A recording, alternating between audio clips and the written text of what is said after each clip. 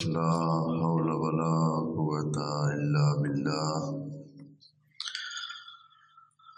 العلي العظيم. أعوذ بالله من الشيطان الرجيم.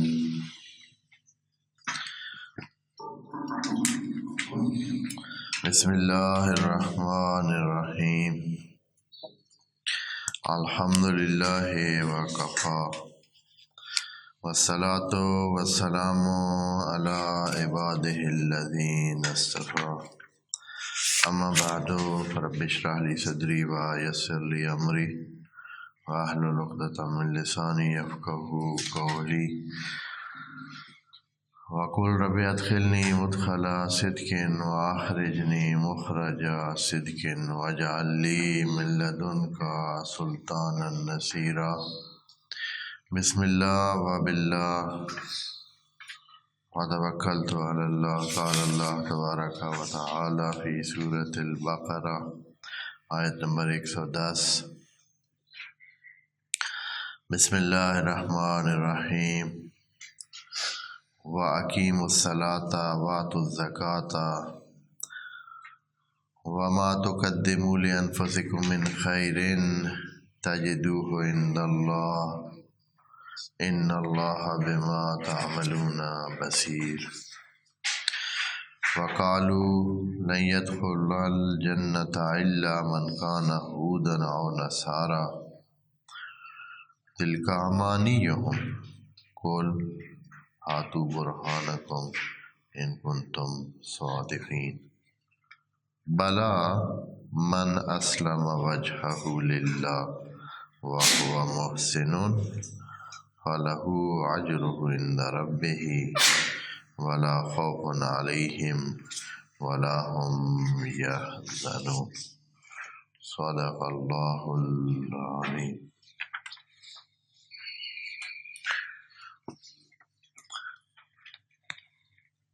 یہ آیت نمبر 110 پچھلی آیت سے مربوط ہے.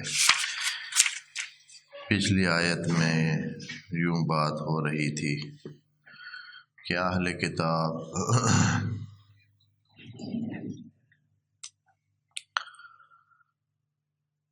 یعنی اہل یہود و نصارہ وعلیکم السلام، ان کا چاہنا، ان کا دل اور مقصد یہ تھا کہ مسلمان جو اسلام کی طرف راغب ہوئے ہیں اور مسلمان ہو چکے ہیں، یہ واپس اپنی اسی کفرانہ حالت میں چلے جائیں. اور یہ چاہنا اہل کتاب کا تھا. آپ دوست توجہ کر رہے ہیں، آیت میں تھوڑا سا تبدیلی آ گئی ہے. یعنی وہ جو پہلا رنگ تھا آیات کا، آیت نمبر 40 سے، سورہ بقرہ کی آیت نمبر 40 سے شروع ہوا تھا، وعلیکم السلام، کہ بات اہل یہود سے چل رہی تھی، یعنی تورات والے، اور جو جناب موسیٰ کو اپنا نبی مان کر وہاں رک کے اور اسی نبوت پر ہی چلنے پر اصرار کر رہے تھے، اسی شریعت پر، تو ان کے بارے میں تھی. لیکن یہ آیت نمبر 109 یہاں سے تھوڑی سی زبان تبدیل ہو رہی ہے، اور اب ان کو نہیں صرف مخاطب بنایا جا رہا بلکہ ساتھ ہی نصارہ کو بھی شامل کیا جا رہا ہے، یعنی اہل کتاب کہہ دیا ہے. اب صرف بنو اسرائیل نہیں ہے، اہل کتاب. اہل کتاب میں نصارہ بھی دعوے دار تھے، ان کے پاس بھی کتاب تھی، واقعاً تھی، دعوے دار صرف نہیں تھے، ان کے پاس بھی کتاب تھی. تورات والے جو تھے ان کے پاس بھی کتاب تھی، وعلیکم السلام. تو یہ دونوں کتاب دار قومیں، دیندار قومیں، یہ اپنے دینوں کے ساتھ ایسے چپکے ہوئے تھے کہ ان کے حالات بھی آگے قرآن اشارہ کر رہا ہے. لیکن اب یہ لوگ جو کہ خود خدا کے دین پر اپنے آپ کو ثابت قرار دے رہے ہیں، یہ چاہ رہے ہیں کہ کوئی بھی مسلمان نہ ہو، بلکہ اپنے اسلام سے روگردان ہو کر پھر سے وہی کفر کی حالت میں چلا جائے۔ یعنی کتنی بڑی حیرت کی بات بھی ہے کہ یہ خود تو اللہ کے دین پر اپنے کہنے کے مطابق اللہ کے دین پہ موجود ہیں، لیکن اب جو مسلمان ہونے والے نئے مومنین یا مسلمین ہیں ان کے بارے میں ان کا یہ چاہنا ہے کہ وہ اپنی اس پہلی والی حالت کی طرف چلے جائیں، وہ دین سے ہٹ جائے۔ ہاں جی، کہتے ہیں کہ لو یردوکم من بعد ایمانکم کفارا، یہ آپ کو کفر کی طرف پلٹانے کے خواہاں ہیں، چاہنا ان کا یہ ہے۔ تو اللہ نے حکم دیا مسلمانوں کو کہ فعلاً کیا کیا جائے، وعفو وصفحوا، فعلاً آپ لوگ معاف کریں، ان کو عفو کر دیں، درگزر کریں، صاف ہاتھ سے کام لیں، اور جب تک کہ اللہ اپنی بات کو سامنے لائے گا۔ امر کے بارے میں کل عرض کیا ہے کہ یاتی اللہ بامرے، یعنی اکثر یہ جو سیدھے سیدھے مفسرین ہیں جو اس کو بعد والی آیات جو بعد میں آئیں گی جن میں قتال و جہاد اور اس قسم کے احکام ہیں، تو ان کو لے کر اس کو حکم مولوی کے طور پر لے رہے ہیں اور تکوینی نہیں لے رہے ہیں، جبکہ قرآن نے امر کو، یعنی اللہ اپنی وہ تکوینی کیفیت اور تکوینی حالت جو آپ مسلمانوں کی بعد میں سامنے لائے گا، دین کی جو تکوینی حالت ہے سامنے لائے گا، تو اس سے خود بخود ہی ان کا یہ جو چاہنا ہے وہ ختم ہو جائے گا اور یہ ناکام ہوں گے۔ تو بہرحال یہ بہت تھوڑی سی گہرائی کی بات ہے جس میں تھوڑا سا فلسفیانہ انداز بھی ہے، جو ہمارے اس درس کی لیول سے یعنی یہاں بیان کرنے سے اور ممکن ہے کہ ذہنوں میں کنفیوژن اور پیچیدگی پیدا ہو جائے، اس لیے اس کو ادھر اتنا ہی بیان کرتے ہیں کہ اللہ فرما رہا ہے کہ بعد میں اس بارے میں آپ کو جو صورتحال ہوگی وہ سامنے آ جائے گی، اللہ اپنی بات کو سامنے لے آئے گا۔ اب وہ بات تکوینی ہے یا تشریعی ہے؟ تشریعی کی مطلب ہے کہ حکم دے گا کہ ان یہود و نصارہ کے اس رویے کے ساتھ کرنا کیا ہے، ان کے ساتھ کیسے برتاؤ رکھنا ہے، اور تکوینی یہ صورتحال ہے کہ جو آپ کے ان حالات کے بعد حالات پیدا ہوں گے اللہ کی قدرت سے اور اللہ کی مدد سے، تو وہ حالات تکوینی حالات ہو سکتے ہیں، اور تشریعی حالات یعنی آپ کو حکم دیا جائے گا کہ آپ نے برتاؤ کیسے کرنا ہے۔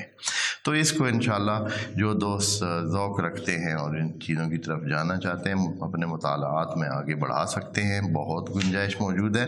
ہم آتے ہیں کہ اے اللہ اب ہم کیا کریں؟ یہودیوں کی سازشیں، اہل کتاب کی سازشیں، ان لوگوں کے یہ کرنے، ہر طرف سے انہوں نے مسلمانوں کو اپنے نرغے میں اس طرح لے رکھا تھا۔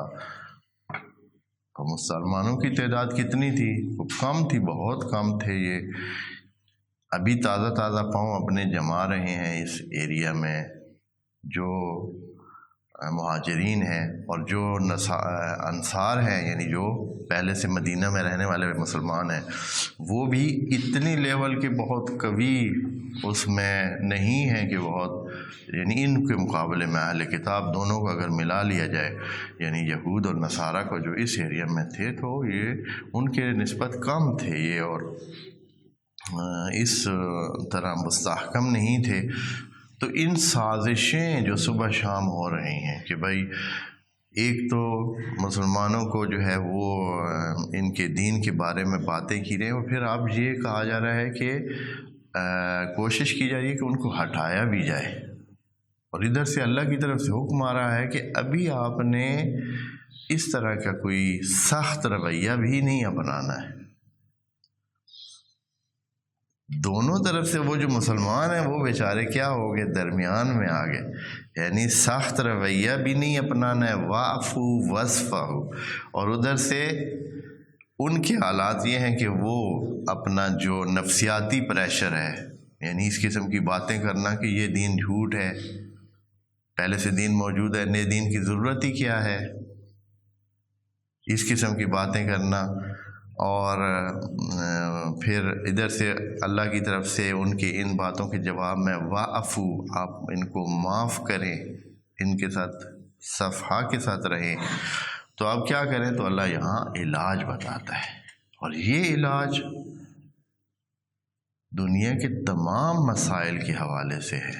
یعنی دنیا میں جب بھی انسانوں کو مسائل پیش آئیں، چاہے وہ دنیاوی ہوں یا دینی ہوں یا کسی قسم کی مشکلات ہوں، تو ان کا جو علاج ہے وہ اس آیت میں پنہان ہے، جو کہ ابھی ذکر فرما رہے ہیں. خدا کریم فرماتا ہے کہ آپ صبر سے کام لیں اور رکیں، اور کیا کریں؟ عملاً یہ کام کریں. آیت نمبر 110 وَأَقِیمُوا الصَّلَاةَ وَآتُوا الزَّکَاةَ. وَأَقِیمُوا الصَّلَاةَ وَآتُوا الزَّکَاةَ میں کیا پڑھا ہے؟ یعنی نمازیں پڑھیں اور زکوٰۃ ادا کریں. بس یہ کام ہمیں سارے ان مسائل سے نجات دے دے گا، ان مشکلات سے باہر لے آئے گا. اب یہ دو چھوٹے سے جملے ہیں. اقیم الصلاۃ میں انسان کی شخصی اور فردی تربیت کا پورا پیکج ہے. اقیم الصلاۃ میں اقیم الصلاۃ جو کرتا ہے، جو نماز کو قائم کرتا ہے، جیسے کہ ہم قیام صلاۃ کے حوالے سے 8-10 نشستیں ذکر کر چکے ہیں، اور بڑی تفصیل سے کہ قیام صلاۃ ادائے صلاۃ نہیں ہے. قیام صلاۃ ٹھیک ٹھاک ایک انسان کی نفسیاتی، جسمانی، روحانی اور اجتماعی تربیت کا ایک ایسا ادارہ ہے، ایک انسٹیٹیوٹ ہے پوری. جو بندہ 5 ٹائم، اور وہ بھی فکس دن میں 24 گھنٹے میں 5 ٹائم اس نے ایک خاص جگہ پہ ہونا ہے، ایک خاص حالت میں ہونا ہے، ایک خاص شخصیت یا ایک خاص وجود کے سامنے ہونا ہے، اور اس وجود کو بھی وہ جانتا ہے، اور ایک خاص انداز میں ہونا ہے، اور اس میں اس نے بالکل اپنے آپ کو خاص حدوں میں رکھنا ہے. ایسے نہیں ہے کہ آزاد ہے، وہ نہیں، بالکل پابند ہے. اس نے ادھر ادھر دیکھنا بھی نہیں ہے 5 دفعہ دن میں. اور اس سے انسان کیسے ڈیجیٹلائزڈ ہو جاتا ہے انسان. اگر کوئی صحیح انسان اس فارمولے پہ عمل کرے تو وہ اس کی زندگی اس طرح ہو جاتی ہے جیسے گھڑی. اور گھڑی جو ہے وہ جس طرح بالکل کوئی چیز مس نہیں کرتی، اپنا ٹائم پہ سارا سلسلہ اس کا ہوتا ہے، اور بالکل بعین اس لمحے پہ وہ کام ہوتا ہے جس کام نے ہونا ہوتا ہے. تو انسان بھی جب اس ایک کام کو کر لیتا ہے تو اس کے سارے کام، کوئی بندہ جو 5 ٹائم نماز اپنے ٹائم پہ پڑھنا چاہتا وہ باقی کام اپنے ایسے ویلے نہیں چھوڑ سکتا ہے کہ اچھا جیسے ہو گیا ہو سکتا ہی نہیں ہے. وہ بندہ کبھی بھی نہیں نماز اپنے ٹائم پہ پڑھ سکتا جو اپنے باقی کاموں کو سیٹ نہیں کرتا ہے، جو اپنے سونے کو سیٹ نہیں کرتا ہے کہ کتنے بجے اس نے سونا ہے، کتنے بجے جاگنا ہے، اس نے کام پہ کتنے بجے جانا ہے اور کتنے بجے نہیں جانا ہے، کھانا اس نے کتنے بجے کھانا ہے اور کتنے بجے نہیں کھانا ہے.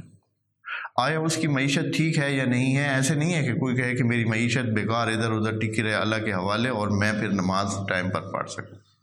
یہ نہیں ہو سکتا ہے. اس کا ایک ایک زندگی کا نظام ٹھیک ہوگا پھر جا کر وہ اپنی نماز ٹائم پر پڑھ سکے گا، اور اس طرح ایک ڈسپلنڈ اور ایک منظم انسان پیدا ہوگا. اور منظم انسان کیا ہوتا ہے؟ وعلیکم السلام. منظم انسان ایک کھونٹے کی حیثیت رکھتا ہے، ایک قطب کی حیثیت رکھتا ہے. قطب جانتے ہیں آپ؟ قطب ہوتا ہے وہ جس کے محور پہ کوئی چیز گھومتی ہے، جیسے قطب شمال ہے، قطب جنوب ہے، یا وہ جو چکی نہیں ہوتی، چکی کے نیچے ایک کلی ہوتی ہے، اس کلی کے اوپر وہ بھاری سا پتھر کا جو دائرہ ہوتا ہے وہ گھومتا ہے، اس کو قطب کہتے ہیں.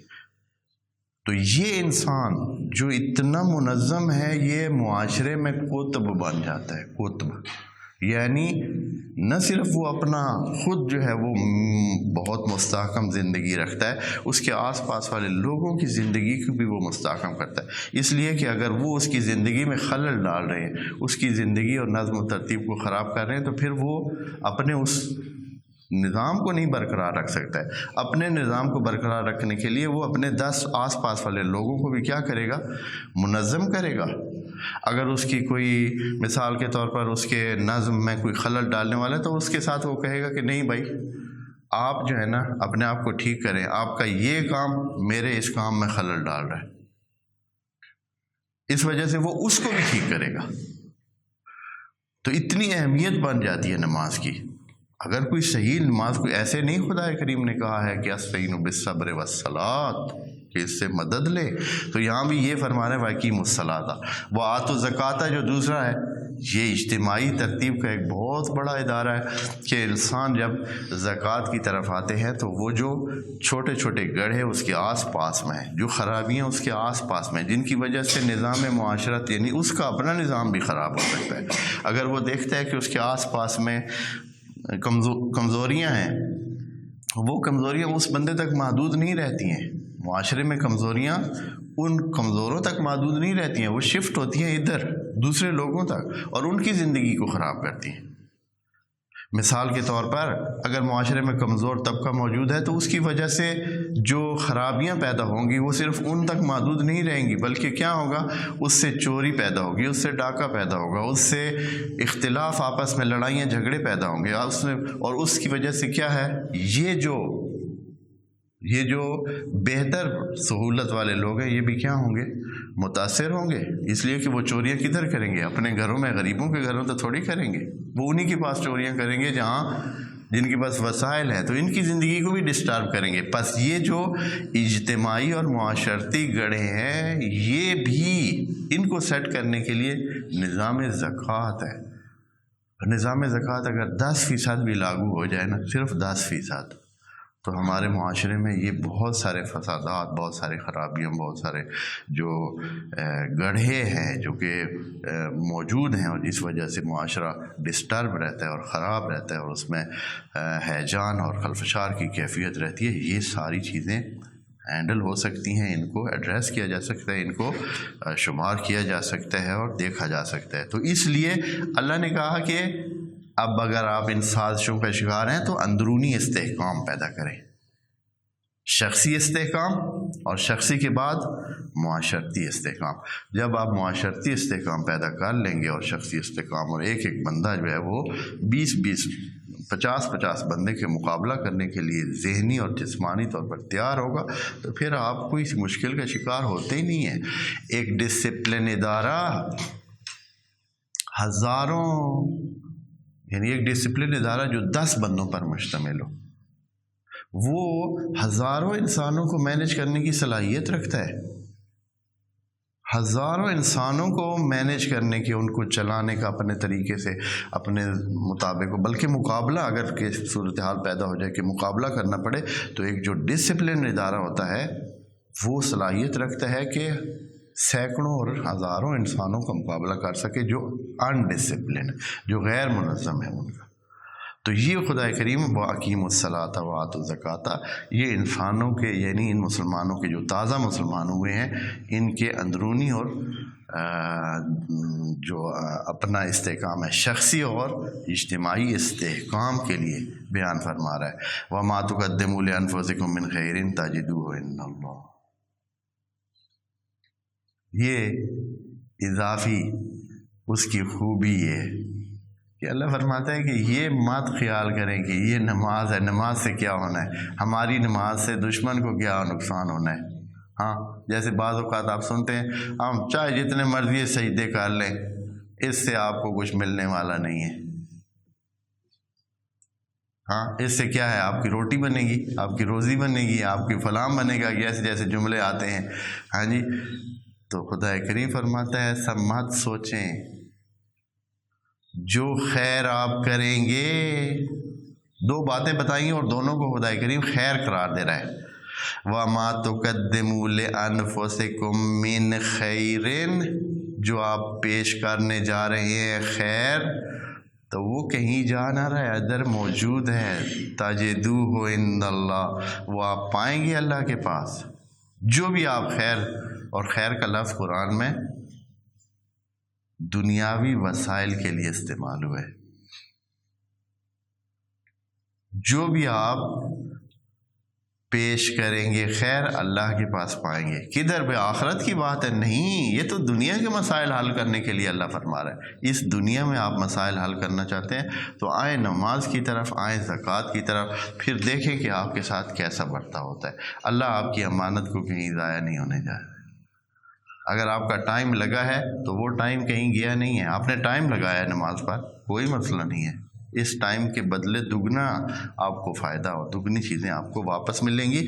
تاجدو ہو، پائیں گے،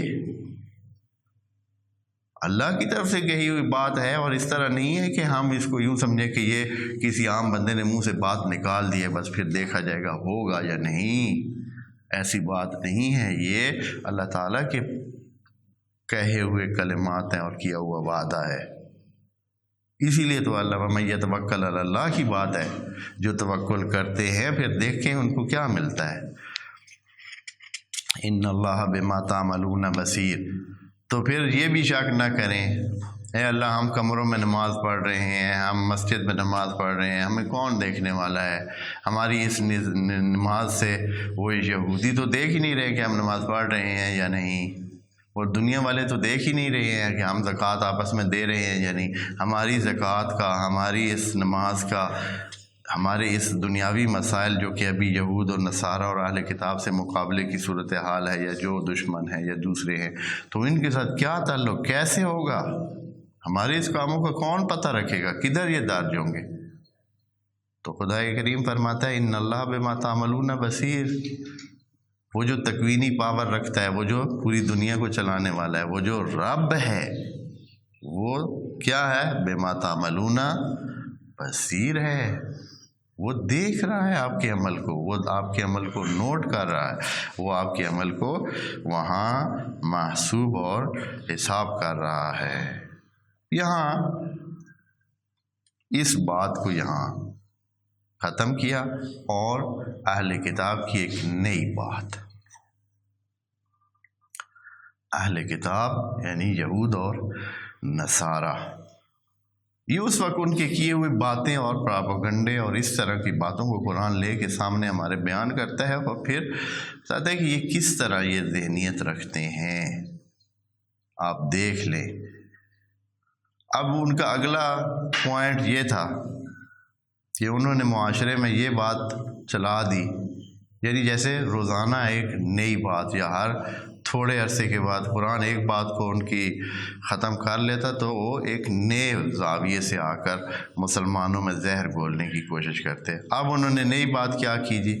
انہوں نے کہا ہے کہ بھائی اے سارے سننے جاننے والوں، آپ کو پتہ ہے نا کہ ہم ہزاروں سال سے دیندار ہیں، کتابدار ہیں، تورات والے ہیں، انجیل والے ہیں، خدا کو جاننے والے ہیں، خدا کی عبادت کرنے والے ہیں۔ جب یہ ہے تو یہی ہے، جنت میں ہمارے پاس لکھا ہوا ہے کتابوں میں کہ صرف وہی جائے گا جو یہودی ہوگا یا نصرانی ہوگا۔ باقی یہ جو تیسری کیٹیگری یا تیسرا یہ عنصر جو ابھی شامل ہو رہا ہے، نیا مسلمان ہونا، اس کی کوئی گنجائش نہیں ہے۔ مسلمان ہونے سے کوئی جنت میں نہیں جائے گا۔ کیوں؟ اس لیے کہ وہ جو تبلیغ ہو رہی تھی اسلام کی، وہ اس طرح تھی کہ آپ جو ہے دنیا میں بھی سعادت مند ہوں گے اور آخرت میں بھی جنت کے حقدار ہوں گے، اور جنت انہی کو ملے گی جو اسلام لے آئیں گے، مومن ہو جائیں گے، عمل صالح کریں گے، اور وہ جنت میں جائیں گے۔ تو انہوں نے کہا ہے کہ آپ کو جنت کے لیے ہی آپ سب کچھ کر رہے ہیں نا، ہاں تو ہمارے پاس لکھا ہوا ہے، ہماری کتابوں میں پہلے سے ہی دین نے بتا دیا ہے کہ جو یہودی ہوگا وہ جنت میں جائے گا، جو نصرانی ہوگا وہ جنت میں جائے گا۔ تیسری کوئی قوم یا کوئی ملت یا کوئی بھی ایسا جو تیسرا کوئی چیز انتخاب کرے گا وہ نہیں جائے گا۔ دیکھیں آیت نمبر 111 میں کیا فرما رہے ہیں، وَقَالُوا، ان کا کہنا یوں ہے، لَن يَدْخُلَ الْجَنَّةَ، ابداً ہو ہی نہیں سکتا ہے کہ کوئی داخل ہو جنت میں اور جنت میں چلا جائے، الا من کان یہوداً او نصارا، مگر وہ جو کوئی یہودی ہو یا ہو نصرانی۔ بس دو ہی طبقے ہیں جو جنت میں جا سکتے ہیں، تیسرا جو ابھی نیا طبقہ شامل ہو رہا ہے اور جنت کا خواہاں ہے، ان کی جنت میں گنجائش ہے ہی نہیں، اور یہ پہلے سے ہماری کتابوں میں موجود ہے۔ فوری طور پر نا کلام کو پورا کیے بغیر اللہ تعالیٰ ان کے تبصرہ کر دیتا ہے ان کی بات پر، کیا تلکا امانیہم، یہ ان کی خواہش تو ہو سکتی ہے، حقیقت نہیں ہے ایسے. یہ ان کی آرزو ہو سکتی ہے کہ صرف یہودی اور نصرانی جنت میں جائیں گے، لیکن یہ حقیقت نہیں ہے. فوراً تبصرہ کیا، پھر بات آگے چلائی، کہا کل ان کے جواب میں آپ کہہ دیں ہاتھو برہانکم، چلے آپ کی بات سن لی ہم نے، کوئی بات نہیں، آپ نے بات کی، آپ کی بات ہم نے سن لی کہ صرف یہودی اور نصرانی جنت میں جائیں گے، ٹھیک ہے، لیکن ذرا دکھائیں تو صحیح کہ یہ کس طرح، آپ کے پاس برہان کیا ہے، اس کی دلیل کیا ہے، کدھر لکھا ہوا ہے کہ صرف اور صرف اور صرف یہ دو طبقے جنت میں جائیں گے. کول ہاتھو برہانکم، اپنا برہان پیش کریں. برہان کا مطلب ہوتا ہے ایسی دلیل قائم کرنا، چاہے وہ باتوں کے حوالے سے ہو، چاہے عمل کے حوالے سے ہو، چاہے جو بھی جیسی بات ہو، جیسا دعویٰ ہو، اس کے مطابق دلیل چاہیے. آپ کے پاس کیا دلیل ہے؟ کوئی دلیل ہے تو سامنے لائیں. کول ہاتھو برہانکم، آپ اپنا برہان پیش کریں، اپنی دلیل پیش کریں، ان کنتم صادقین، اگر آپ یہ بات جو کہہ رہے ہیں سچی ہے تو یہاں سوال یہ پیدا ہوتا ہے، اللہ پھر جنت میں کوئی جائے گا بھی صحیح یا نہیں؟ کون جائے گا؟ کیا معیار ہے؟ ان کی کتابوں میں کیا لکھا ہوا ہے، یا ان کے پاس جو موجود ہے، جو دعویٰ وہ کر رہے ہیں، تو حقیقت کیا ہے؟ اس ساری تصویر میں، اس سارے بھونچال زدہ ایک صورتحال میں جو اصلی تصویر ہے وہ ہے کیا ہے، اللہ وہ بیان کرتے ہیں. تو یہ تصویر پیچھے پہلے بھی کئی دفعہ بیان ہو چکی ہے، اور آگے بھی قرآن میں کتنی دفعہ بیان ہوگی. فارمولہ ہے، پکا فارمولہ ہے. بلا، اللہ کی طرف سے ہے کہ ہاں بالکل جنت میں جائے گا، جنت میں جانا ایک چیز حقیقت ہے. کون جائے گا؟ یہ بلا، ہاں بالکل.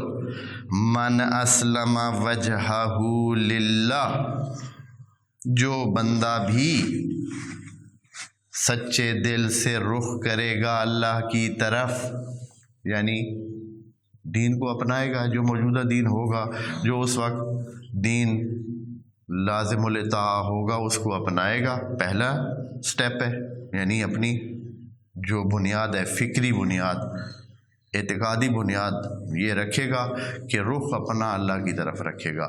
یعنی میں نے اللہ کو مانا اور اللہ کی ماننی ہے. اللہ کو مان لیا ہے کہ وہ رب ہے، خالق ہے، مالک ہے، یہ، اور اس کے بعد اب اللہ کی ماننی ہے.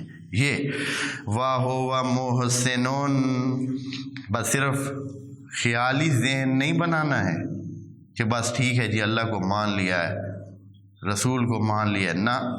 وَهُوَ مُحْسِنٌ، اور وہ اچھائیاں کرنے والا ہے. محسن یعنی اچھا کرنے والا، جیسے عامل الصالحات جسے کہتے ہیں، یعنی اچھائیاں کرنے والا، ٹھیک کرنے والا، بہتری کی طرف جانے والا. تو کیا ہے اس کے لیے؟ فَلَهُ أَجْرُهُ، پس وہ اپنے کیے کا اجر پائے گا.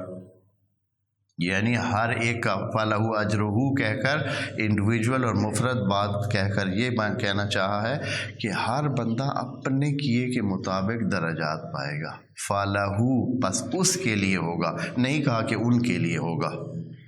یہاں من جو کہ موصولہ ہے، موصولہ جم کے لیے استعمال ہو سکے. جو بھی اسلام کی طرف اور اللہ کی طرف رخ کریں گے اور اچھے کام کریں گے، تو جواب آگے ایسے ہی آنا چاہیے تھا، فَلَهُمْ آنا چاہیے تھا، لیکن نہیں کہا فَلَهُمْ، کہا فَلَهُ أَجْرُهُ، اس لیے کہ سب کا درجہ اور سب کے اجر ایک جیسا نہیں ہے. جیسا اعتقاد اور جیسا عمل اسی کے مطابق اجر. پس اجر جو کی لیول ہر انسان کے لیے اس کے اپنے اس کرداری حجم کے مطابق ہوگی. یہ نہیں ہے کہ مجموعاً سب کے لیے مثلا ایک جیسا وہ سلسلہ نہیں، بلکہ ہر بندے کا اپنا اعتقادی سٹرکچر یا اس کا جو ذہن ہے اور اعتقاد ہے، اور دوسرا پھر ہر بندے کا عمل دوسرے سے مختلف ہوتا ہے، اور مختلف ہونے سے اس کا اجر بھی مختلف ہونا چاہیے. اس لیے کہا فَلَهُ، پس اس ہر ایک کے لیے ہوگا اجر اس کا. کدھر؟ عند ربہ. عند ربہ کہہ کر یہ کہا ہے کہ یہ نہیں کہ یہ آخرت کے لیے صرف. رب جو ہے ہمارا رب ابھی بھی رب ہے، یعنی ابھی بھی ہمارے نظام کو جو چلا رہا ہے، ہمارے سارے زندگی کے سلسلے کو چلا رہا ہے، وہ رب ہے. اس حوالے سے ان دا رب ہی، پس رب ابھی بھی ہے تو ابھی بھی وہ اس کا جو اجر بنتا ہے اس دنیا میں بھی وہ اجر ملے گا اور آخرت میں بھی ملے گا. یعنی اجر ابھی سے ہی شروع ہو جائے گا. جیسے کہ دوسری طرف بھی جو خرابی کرے گا اس کا بھی جو سلسلہ ہونا ہے وہ بھی ابھی سے ہی شروع ہونا ہے. ولا خوف علیہم، ان پہ کوئی خوف نہیں ہے، خوف ان پر نہیں طاری ہونا ہے. اور خوف کدھر ہوتا ہے؟ خوف تو انسان کا ابھی سے ہی ہے، یعنی اسی دنیا میں ہوتے ہوئے انسان اپنے سارے فیوچر کا، چاہے وہ جو محدود فیوچر ہے اس دنیا میں خوف میں مبتلا انسان ہوتا ہے، چاہے وہ خوف جو اس کے بعد اگلے سٹیپ میں جو دوسری زندگی جب شروع ہونی ہے تو اس کا خوف ہو.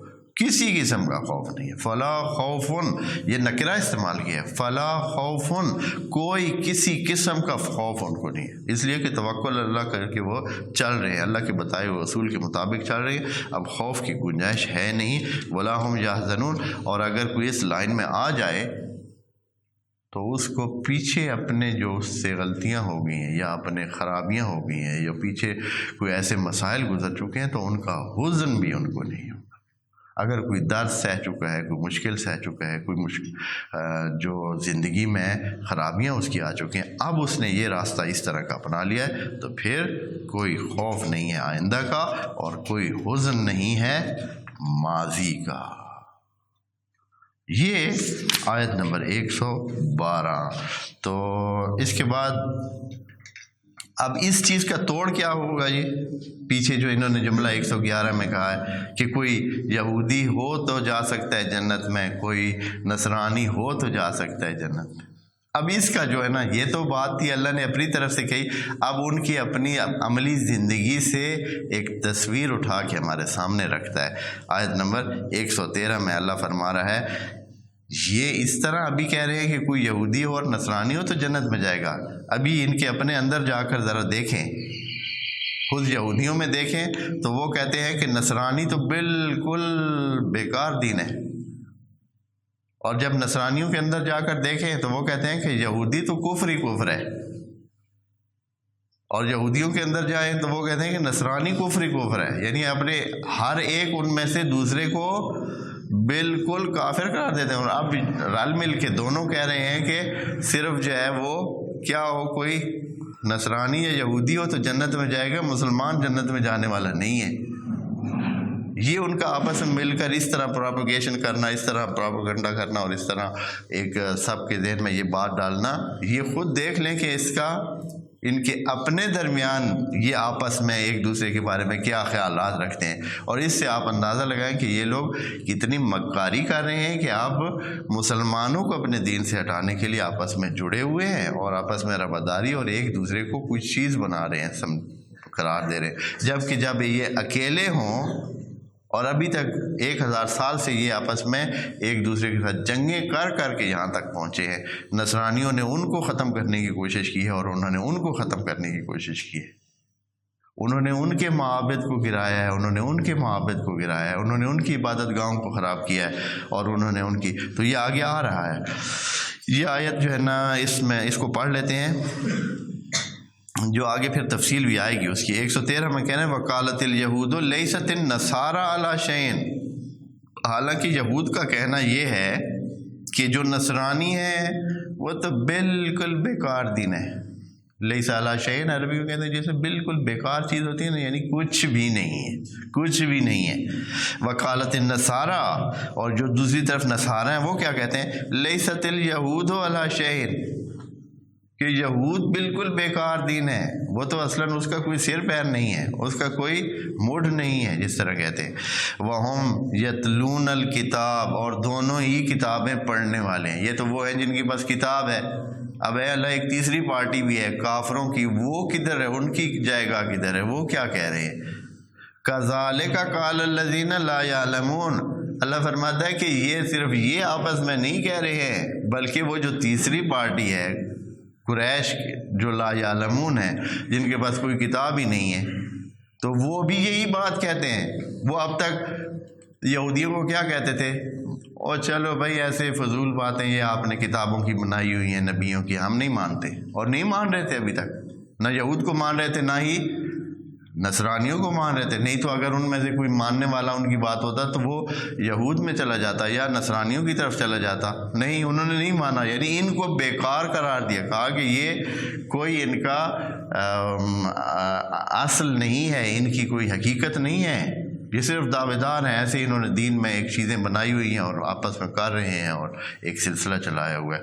تو یعنی خدا کریم کہتا ہے کہ تینوں ایک دوسرے کو کیا قرار دیتے ہیں؟ جہنمی قرار دیتے ہیں۔ یہود کہتے ہیں کہ نصرانی اور وہ جو کفار ہیں وہ سارے بیکار جگہ پہ ہیں، اور وہ دونوں مل کر کہتے ہیں کہ یہود بیکار جگہ پہ ہے، اور یہودی اور کفار مل کر کہتے ہیں کہ نصرانی بالکل بے اصل ہیں اور ان کا کوئی سر پیر نہیں ہے، اور وہ جو کفار ہیں وہ ان دونوں کو کہتے ہیں۔ یعنی ہر ایک اپنی جگہ پہ دوسروں کو زیرو قرار دیتا ہے اور خود کو ہیرو قرار دیتا ہے۔